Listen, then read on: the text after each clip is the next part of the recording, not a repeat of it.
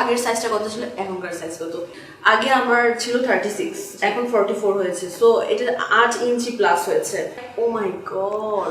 অনেকে তাকে নিয়ে সমালোচনা করলেও তিনি বেশ খোলামেলা ভাবেই স্বীকার করেছিলেন, নিচতলা ভাড়া দিয়েই দোতলা বানিয়েছি।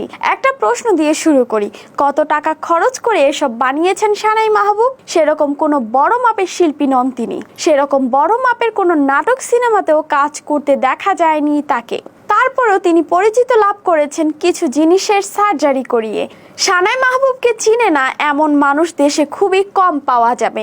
কিন্তু প্রশ্ন হলো, কিভাবে তিনি আলোচনায় এলেন আর কতটুকু সাফল্য অর্জন করেছিলেন তিনি ক্যারিয়ারে? এক নজরে দেখে আসা যাক। বাংলাদেশের সিনেমা জগতের অনেকেই এসেছেন, আলো কুড়িয়েছেন, আবার অনেকেই হারিয়ে গেছেন। তবে তাদের মধ্যে সানাই মাহবুব একটি ব্যতিক্রমী নাম। কারণ সানাই মাহবুব আলোচনায় এসেছিলেন নিজের কাজের মাধ্যমে নয়, বরং তার ব্যক্তিগত জীবন আর কৃত্রিমভাবে তৈরি করা শরীরের গঠনের জন্য। ধানমন্ডিতে জন্ম নেওয়া সানাই মাহবুব মিডিয়াতে আসে আকস্মিকভাবেই। তার বাবা বেসরকারি ব্যাংকের একজন উচ্চ পদস্থ কর্মকর্তা, মা ছিলেন একজন শিক্ষিকা। ছোটবেলা থেকেই তিনি স্বপ্ন দেখতেন নায়িকা হওয়ার। বিশ্ববিদ্যালয়ে পড়াশোনা করতে গিয়ে তার পরিচয় হয় মিডিয়ার সঙ্গে যুক্ত কিছু মানুষের সঙ্গে।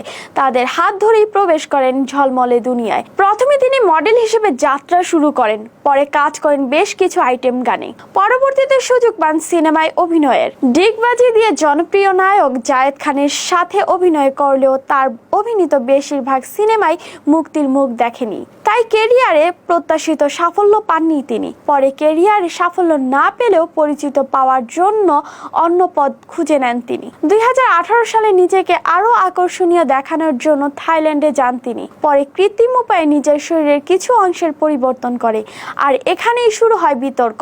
বেশিরভাগ মানুষ তাকে সমালোচনা করলেও তিনি বেশ খোলামেলা ভাবেই বলেন, নিচতলা ভাড়া দিয়ে তিনি দোতলা বানিয়েছেন, আর এই কাজে তাকে খরচ করতে হয়েছে প্রায় 35 লক্ষ টাকা।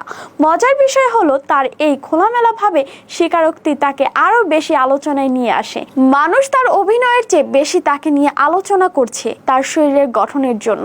অনেকেই তাকে ব্যঙ্গ করছে, সোশ্যাল মিডিয়ায় তাকে ঘিরে নানান ভিডিও বানিয়েছেন। কিন্তু সানাই এসবের পাত্তা না দিয়ে বারবার আলোচনায় আসার চেষ্টা চালিয়ে গেছেন। তিনি একাধিক টেলিভিশনের উপস্থাপিকা হিসেবেও কাজ করেছেন, কিন্তু সেখানেও টিকতে পারেননি বেশি দিন। তার সিনেমার ক্যারিয়ার যতটা ছোট, তার আলোচনা ততটাই বেশি। ব্যক্তিগত জীবনেও তার নাটকীয়তার অভাব নেই। 2022 সালে বাবা মায়ের পছন্দে বিয়ে করেন ব্যাংকার আবুল সালে মুসাকে।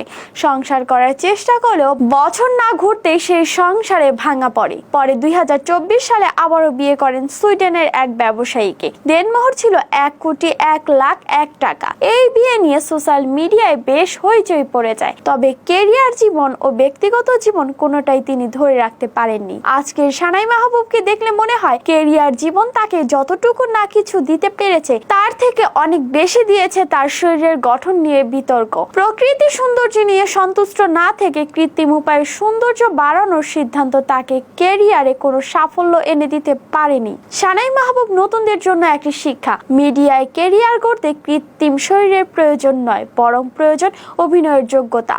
ডিটিআর নিউজের সঙ্গেই থাকবেন। আল্লাহ হাফেজ।